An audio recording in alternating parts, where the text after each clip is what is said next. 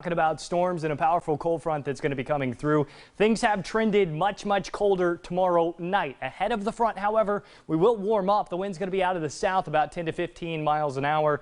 And yes, we'll have severe possibilities along with that frontal passage. I'll be breaking down that timeline in just a second. An 80% chance of rain, temperatures anywhere from about 63 to 64 degrees, then falling fast behind the front. Again, talking more about that in a second. 48 in Evergreen, 51 in Funiac, 52 in Panama City, sitting at 57 in Apalachicola. So even today has been colder than what the models had just a couple of days ago. So we have trended colder today. We have trended colder for tomorrow night. In between, we're going to see a warm up as that wind returns out of the south as the next boundary comes in. And check out the cold air across the middle part of the country. It's currently 4 degrees in Oklahoma City and snowing. It is freezing rain in Memphis at 14 degrees. Little Rock sitting at 9 degrees with snow as well. If that's not cold enough for you, how about Omaha?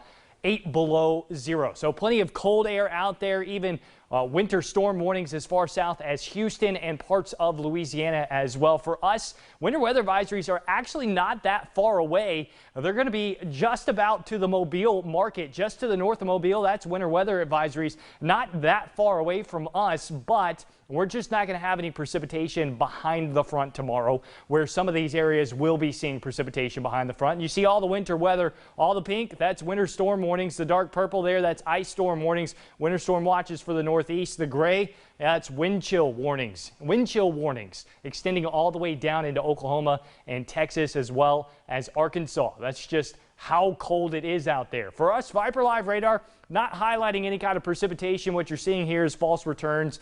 This is thanks to an inversion. That cold air is shallow, so it is at the surface. If you go up, you're actually going to see warmer temperatures above your head as opposed to what's at the surface. And because of that, we will see some light fog or mist throughout the night tonight. You may run into periods of dense fog. The winds shift to out of the south by the time we reach about noontime tomorrow. That's when the front comes in, and check out the pink there. That's ice just to the north of Mobile. That's why they have a winter weather advisory out. For us, we're going to be timing out these storms, and mainly this looks like a linear convective system or a QCLS, and what we're going to be watching is any notches that form along that line could produce a quick spin up. We're not seeing overall sustained shear here or a lot of cape. That means energy. This is really going to be a concern about any kind of kink in the line that could quickly produce a tornado. Overall, the biggest threat with this is going to be wind as well as small hail. Behind the front, we're talking about much cooler temperatures, and they're going to happen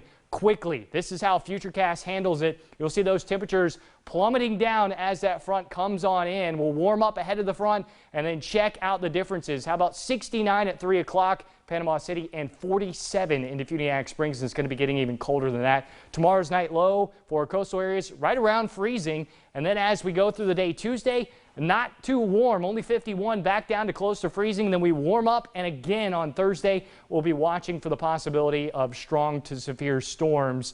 We'll worry about that after we get through tomorrow and we get into Tuesday and Wednesday. We'll be able to break down more of what could happen with Thursday. But regardless of what happens through the day tomorrow, it is going to be another round of heavy rain, and we do have already saturated ground, so flash flooding a possibility as well. Wow, Ross, I thought today was cold, but now I'm seeing the 30s for the rest of the week potentially. So yeah, just tomorrow night, and then again Thursday night. Those are going to be the biggest nights that you might want to watch those pipes, as well as protect any plants that you need to. Definitely got to bundle up. Thanks, Ross.